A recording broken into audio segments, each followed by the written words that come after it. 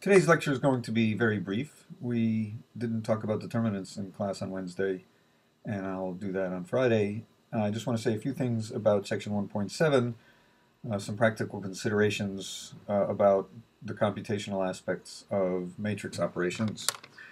So a basic kind of question that you ask is of the following.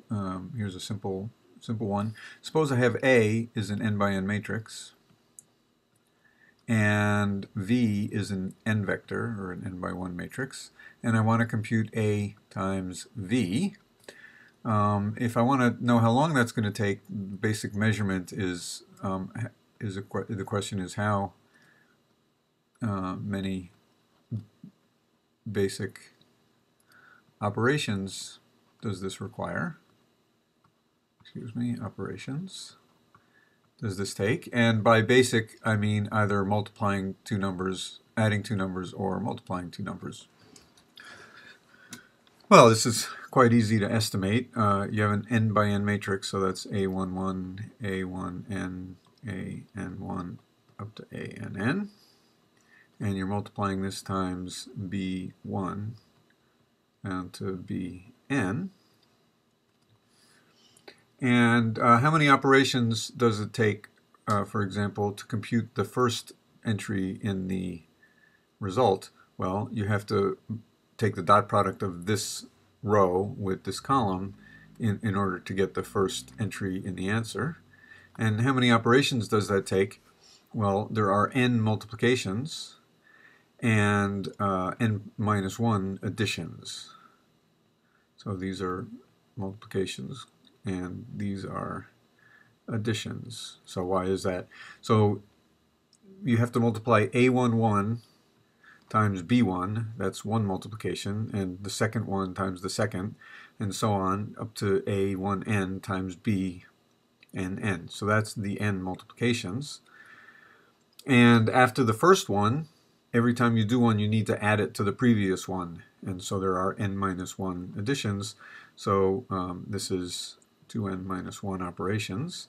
And so in order to get the entire result, you're going to need to compute n of these, C1 through Cn. So you're going to have to do this n times. So the answer is n times 2n minus 1. And what you really care about is neither the 2 nor the 1 so much. The main point is what's the power of n. The highest power of n which occurs is n squared. And whenever you're talking about estimates of computations, the first thing, the most basic question is, what's the power of n? And the higher the power of n, the worse it is. And this isn't too bad. N squared is the power. So that says, for example, if n is equal to 100, then this number that you're getting is on the order of 10,000.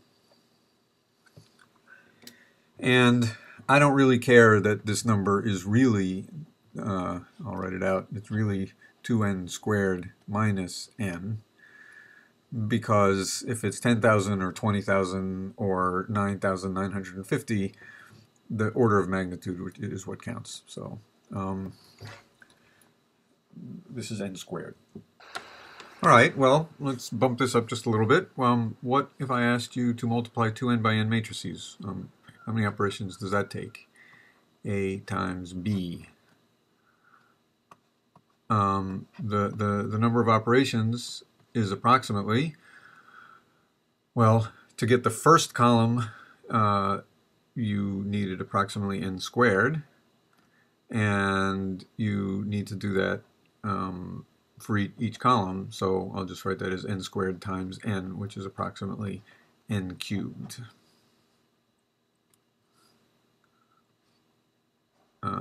Okay, so you just think of the matrix B as being B1 through Bn.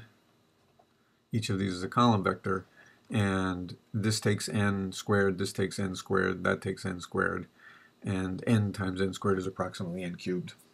So that's a basic fundamental estimate that multiplying matrices is on the order of n cubed.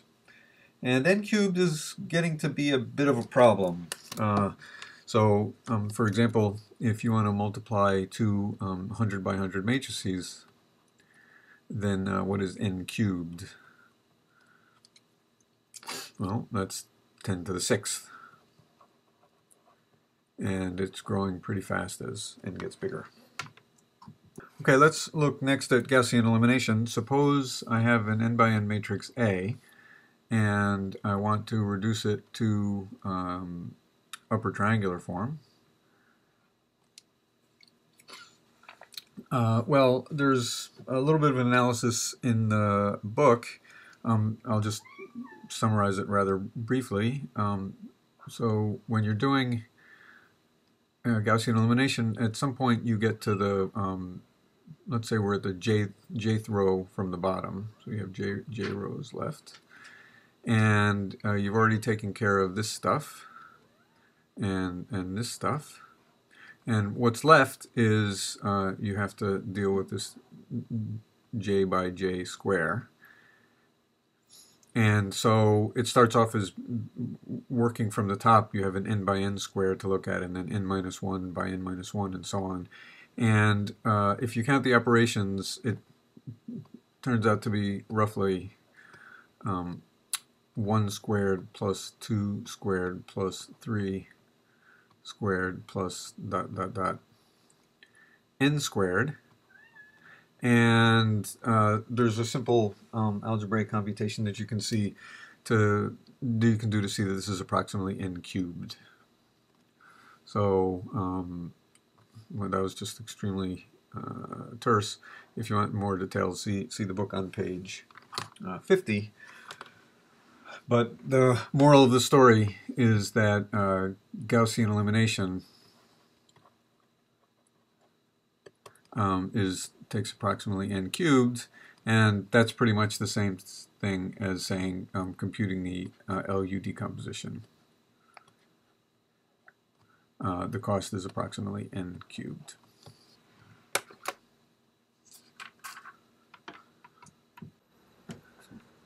So that's all I have to say about those estimates, and I'm not going to talk about tridiagonal matrices. I just want to say a few things about pivoting strategies, and I'll just illustrate this with an example as in the book. Suppose you had the augmented matrix 0.01, 1.6, and 32.1, and 1.622.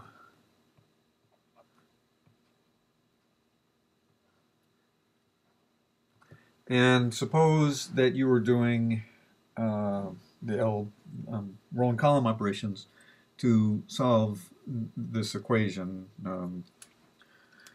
the system that this came from. And, well, you have this 0.01, and 0.01 is not 0. Mathematically, it's really not 0. Computationally, it's kind of close to 0, but anyway. So if you were to do the obvious thing here, you would, in order to kill that 1, you would multiply the first row by minus 100 and add it to the second row. And when you do that, you get 0.01, 1.6, 32.1, and here you get your 0, and here you get minus 159.4. And the last entry is 22. Oh no, sorry, minus 3188. Minus 3188. Okay, well, that's not terrible, but those are fairly big numbers. And when you work this out to get the answer, what you get is the following.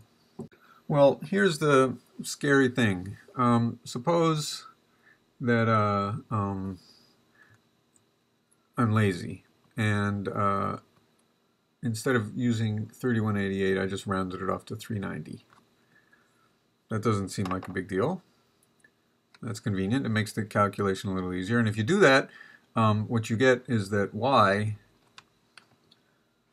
turns out to be 3190 over 159.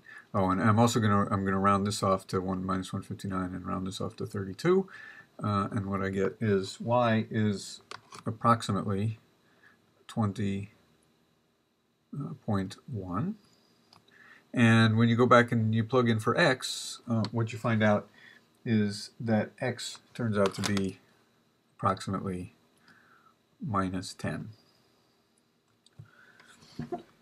And you put this on your paper and you hand it into the professor, and the professor marks it with a big X and says that no, the correct answer is y is equal to 20 and x is equal to 10. So the y was close, obviously, but the x was terrible. It came out minus 10 instead of 10. And the problem is the size of these numbers. With this, when you plug this calculation in, this little 0.1 here winds up multiplying by something and giving you an enormous error. And so this is a warning sign that when you're doing matrix calculations, small errors can mushroom quite fast. And so you need to be extremely careful when doing estimates. Now, what you would do in this example is the following.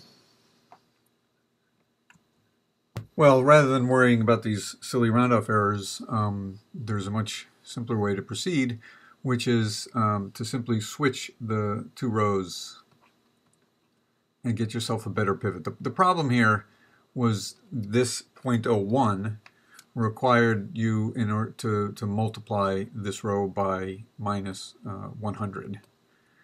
And that blows things up and causes all sorts of trouble. So instead, just switch the two rows to get 1.622 and 0.01 1.6 32.1. Now when you do the obvious thing, in order to make this work out, you're going to multiply the first row by minus 0.01 and add it to the second row, and that's going to give you 1.622.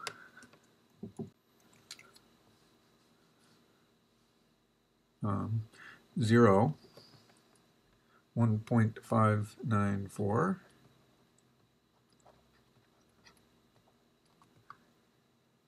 and 31.88. Okay, and so now let's do our little round off. Let's call this 1.59. Let's cross that out. And let's call this 31.9. And then if you proceed, what you conclude is that y turns out to be approximately 20.1 as before, and x turns out to be approximately 9.9. And that's quite respectable. If you can check, I mentioned this on the previous slide, the actual solution is 20 and 10 for y and x. So the moral of the story is that mathematically it makes no difference which way you go, but in terms of the effect of rounding, it makes a huge difference. And this is called a pivoting strategy. So the smart way to pivot is to